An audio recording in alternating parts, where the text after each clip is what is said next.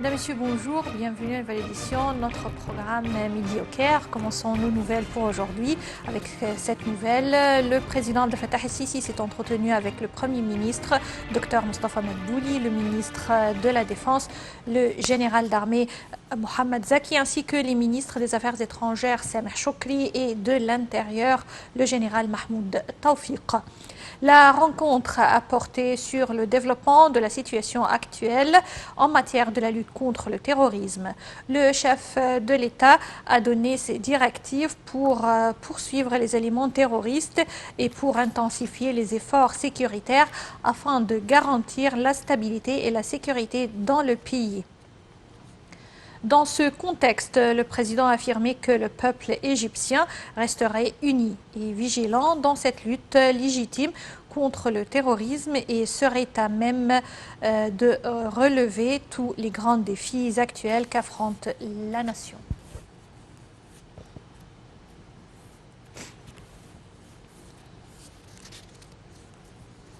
Le ministère d'Approvisionnement a annoncé hier la réintégration d'1,8 million citoyens au programme de la subvention alimentaire en Égypte. Le ministère révise les listes des bénéficiaires de subventions à travers la République depuis le mois de février.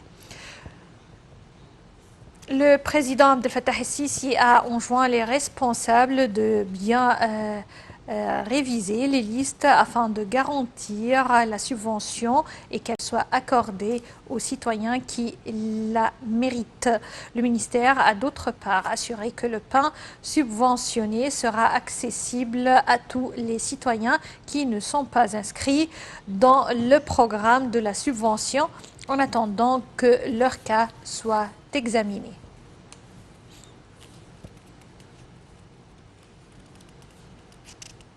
Et avec nous en ligne, Dr Raouf Ghafar, qui va nous parler de l'importance de telles décisions prises hier concernant les cartes de subvention alimentaire, ainsi que d'autres décisions qui visent à alléger le fardeau du bilan qu'on doit payer afin d'arriver au développement durable et à la réussite en ce qui concerne les réformes économiques actuellement. Docteur Raouf Ghafar, bonjour.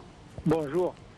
Alors, on parle là de plusieurs décisions qui ont été prises hier par le ministère d'Approvisionnement sous les directives du président Abdel Fattah el-Sisi et qui visent à alléger un peu le fardeau que subissent les citoyens égyptiens. Et c'était un prix à payer afin d'arriver à la réussite concernant les programmes de réforme économique. Mais heureusement, ces derniers jours, on a entendu parler d'un du Tion qui est en plus bas depuis longtemps. Également les réserves de devises étrangères qui augmentent et également on a entendu parler de retour de 1,8 million de citoyens égyptiens sur les listes des cartes d'approvisionnement. Selon vous, comment le programme de réforme économique actuellement va donner les fruits à moyen et à court terme pour les citoyens égyptiens? Bon, vous l'avez dit, c'est-à-dire la plupart des Égyptiens ont subi beaucoup de pression, disons, durant les dernières années à cause du programme de réforme économique. Et il était justement temps que le citoyen normal sente un tout petit peu le bénéfice de ce programme. Et ça commence, c'est-à-dire je pense qu'il n'y aura plus de mesures sévères et que les citoyens égyptiens, ils désirent sentir que leur vie s'améliore de plus en plus. Alors, certainement, le sujet de carte d'approvisionnement est un des sujets très importants pour la plupart des Égyptiens, parce que pour eux, ça représente la subvention qui est présentée par le gouvernement pour certains produits essentiels et très important pour eux. Et il y avait quelques disons, je ne veux pas dire problème, mais un peu de difficulté sur le plan enregistrement des nouveaux-nés, des nouveaux mariés, etc., etc. Et ça commence à se corriger. Ce qui m'a plu, franchement, c'est que et à la suite d'un téléphone avec le ministre Oui. à la télévision, il y avait une intervention très, très rapide de la part du président.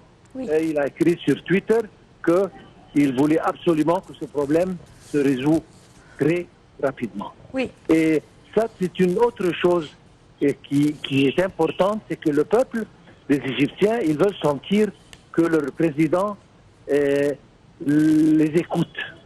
Comment Oui. vous comprenez? C'est vrai. Il est là, il les entend, il les écoute, il est au courant de leurs difficultés, de leurs problèmes, et il intervient immédiatement pour essayer d'alléger un peu, comme vous avez mentionné, le fardeau qu'ils ont sur leur dos depuis quelques années.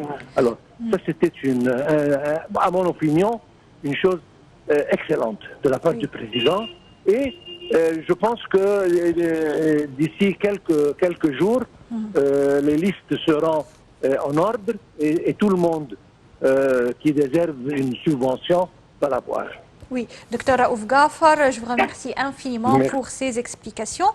Et on continue avec nos nouvelles pour aujourd'hui. Le président Abdel Fattah el-Sisi a tenu une réunion pour examiner les plans stratégiques du ministère de la Santé. Le chef de l'État a également examiné les étapes mises en place à Port Saïd pour l'application du système global d'assurance sanitaire. Et il a en outre évoqué le plan de promouvoir l'enseignement médical professionnel. Le président Sisi a en outre passé en revue les initiatives présidentielles pour détecter et traiter les pertes auditives et 1 million de citoyens africains du virus de l'hépatite C, outre la santé des femmes en Égypte.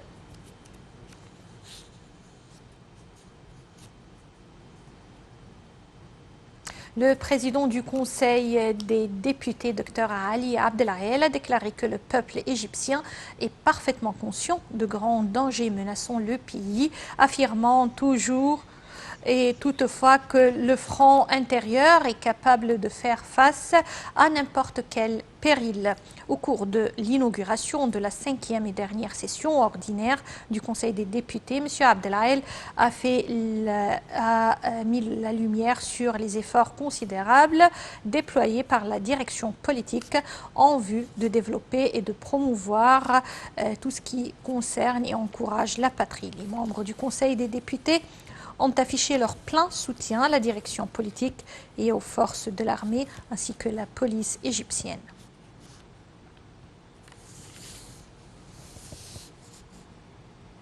L'Égypte a appelé à entreprendre des mesures adéquates contre les partis et les gouvernements qui continuent à soutenir les organisations terroristes en Syrie. Ces déclarations ont été faites lors d'un communiqué du délégué permanent de l'Égypte auprès des Nations Unies et l'ambassadeur Mohamed Idriss au cours de sa participation à la séance du Conseil de sécurité de l'ONU.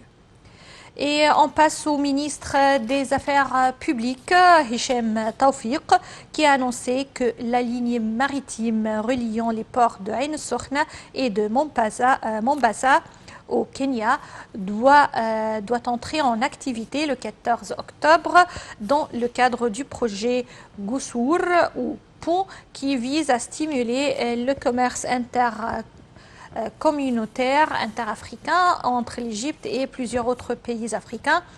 Dans son allocution devant le Forum des hommes d'affaires africains, Tawfiq a déclaré que le projet vise dans sa première phase à fournir une chaîne intégrée de services de logistique et de transport pour le commerce extérieur et l'industrie avec les pays de l'Afrique de l'Est pour fournir un service d'assurance.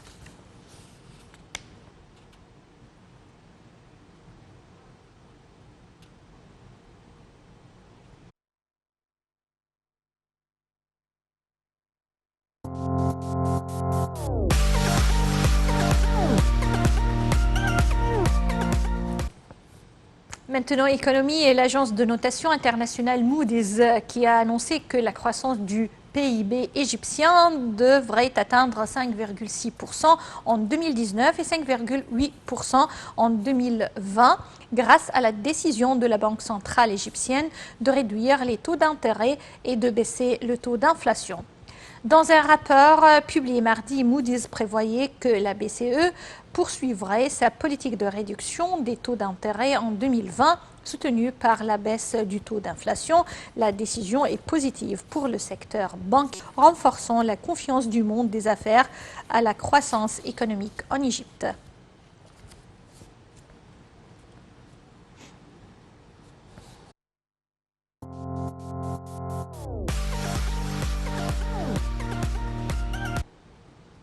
Le temple de Luxor a débuté un projet de collecte, de restauration et de réinstallation de la statue de Ramsès II sur la façade ouest de la première cour dans le cœur osorien. Les travaux d'assemblage et de restauration se faisaient en coopération entre la mission archéologique égyptienne conjointe dirigée par le secrétaire général Dr Mustafa Waziri et de la mission de l'Institut d'archéologie orientale de Chicago dirigée par Dr Ray Johnson. Monsieur Ahmed Badr Eddine. Sarah Al-Maghrabi a plus de détails concernant ce projet. Le temple de Luxor a débuté le projet de collecte, de restauration, de réinstallation de la statue de Ramsès II sur la façade ouest de la première cour du temple dans le cœur osorien. Le directeur du temple de Luxor, Ahmed Badreddine, a déclaré que ces statues représentaient le roi Ramsès II de la 19e dynastie, debout dans du granit rouge. Il a ajouté que les restes et les blocs de ces statues ont été découverts dans les années 50 du siècle dernier, de 1958 à 1961, lors des fouilles du docteur Mohamed Abdelkader. Il a expliqué que les travaux d'assemblage et de restauration se faisaient en coopération entre la mission archéologique égyptienne conjointe dirigée par le secrétaire général Dr Mustafa Waziri et la directeur général du temple de Luxor Ahmed Arabi et du directeur du temple de Luxor et de la mission de l'Institut d'archéologie orientale de Chicago dirigé par Dr Ray Johnson, M. Ahmed Badreddine. Il a ajouté que la mission avait commencé ses travaux en étudiant et en assemblant des blocs de statues, ainsi que documentés et photographiés en vue du début des travaux de restauration. La hauteur d'une statue est d'environ 7 mètres.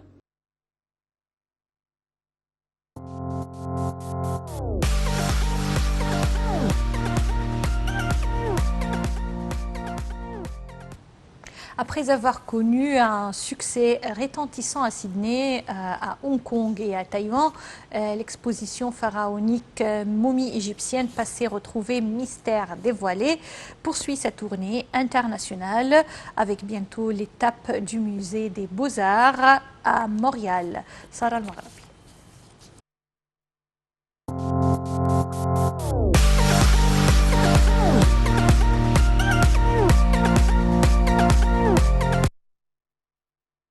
En grande première nord-américaine, l'exposition du British Museum propose une reconstitution de la vie de 6 personnes ayant vécu le long du Nil entre 900 avant Jésus-Christ et l'an 180 de notre ère.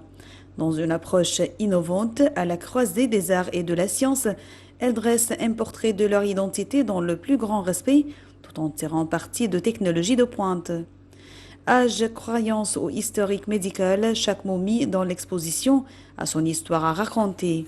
D'ailleurs, cette exposition permettra d'en apprendre davantage sur des individus au profil varié, un jeune homme, 2 prêtresses chanteuses, un prêtre, un enfant et une femme au foyer. Accompagnés d'imagerie numérique 3D, de visualisation interactive et de plus de 200 objets issus de la célèbre collecte égyptienne du British Museum, ces face-à-face offrent un point de vue unique sur la façon dont on vivait et mourait en ces temps reculés. Des artefacts provenant dans divers sites, tombeaux aux zones de peuplement, viennent compléter l'analyse d'arrestes humains. Ils permettent aux visiteurs une meilleure compréhension des croyances et des pratiques techniques de momification, conception magique des maladies et de leur guérison, habitudes alimentaires, organisation hiérarchique du temple, application de systèmes de rituels complexes, Intégration de musique à certaines cérémonies, utilisation de la parure comme marqué identitaire et perception de l'enfance, de la famille et de la maternité.